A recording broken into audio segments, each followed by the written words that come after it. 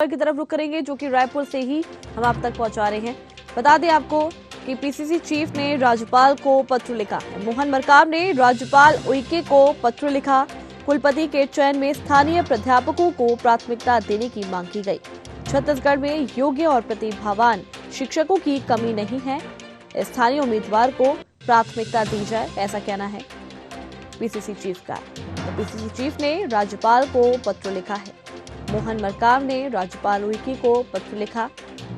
कुलपति के चयन में स्थानीय प्राध्यापकों को प्राथमिकता देने की मांग की गई। छत्तीसगढ़ में योग्य और प्रतिभावान शिक्षकों की कमी नहीं, स्थानीय उम्मीदवारों को प्राथमिकता दी जाए, ऐसा कहना है पीसीसी चीफ मोहन मरकाम का।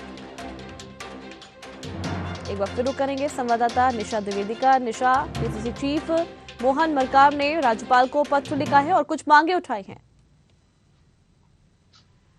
जी हाँ, पीसीसी चीफ मोहन मरकाम ने एक पत्र लिखा है राज्यपाल के लिए और पत्र में यह है कि जो रविशंकर यूनिवर्सिटी में जो कुलपति की चयन प्रक्रिया है उसके संबंध में ये पत्र लिखा गया है। एक समिति बनाई गई है जिसके थ्रू जो है कुलपति का चयन किया जाना है, उसमें स्थानीय लोगों को मौका मिले और पीसीसी चीफ मोहन मरकाम का ये कहना है कि छत्तीसगढ़ में जो स्थानीय लोग हैं वो भी इस काबिल है और इतने शिक्षित है कि कुलपति की जो भूमिका है उसका निर्वहन कर सकते हैं। तो इस हेतु जो पत्र लिखा गया है राज्यपाल को, हालांकि राज्यपाल अनुसुईया उइके का अभी तक इस पत्र में कोई रुख नहीं दिखा है और कुछ साफ भी नहीं हुआ है, लेकिन उन्होंने अपनी तरफ से जो ये पत्र है वो राजभवन भेज दिया है। अब देखना ये होगा कि आगामी दिनों में जो कुलपति चयन की जो प्रक्रिया है और जो चुनाव होना है जिसमें समिति का गठन जो है वो राज्यपाल करती है और जितनी भी यूनिवर्सिटी चल रही है उनकी सबकी जो संरक्षक है वो राज्यपाल होती है। तो वो क्या निर्णय लेती है, किस प्रकार जो है कुलपति चयन की जो प्रक्रिया है वो होगी, जो कमेटी बनाई गई है क्या उसमें कोई फेरबदल किया जाएगा इस पत्र के बाद, या फिर जो कमेटी बन चुकी है वही आगामी समय में ये निर्णय करेगी कि आखिर वहां का कुलपति कौन होगा। जी पूजा।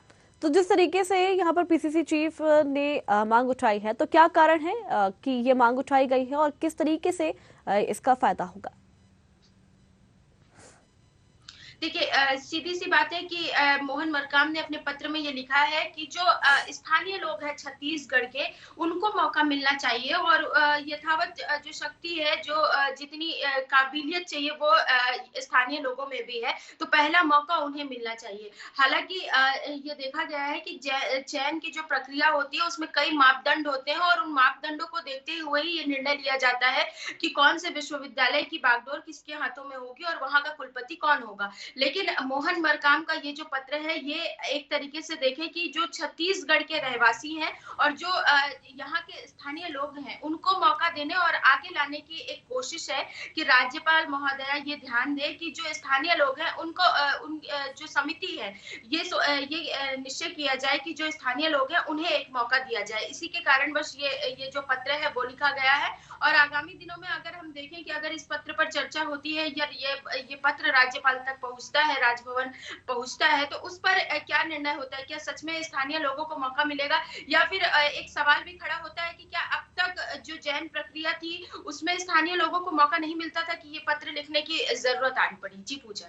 जी बिल्कुल, अगर देखा जाए तो छत्तीसगढ़ में ऐसा पहले भी देखा गया है कि कई सारे वर्गों का हमेशा से ध्यान रखा जा रहा था और किसानों की यदि बात करें या ऐसे ही कई सारे वर्ग हैं जिनका ध्यान रखा जा रहा था और उसके बाद ये मांग उठाई गई है। और इस मांग को किस तरीके से देखा जाएगा, क्या इस पर निर्णय लिया जाएगा?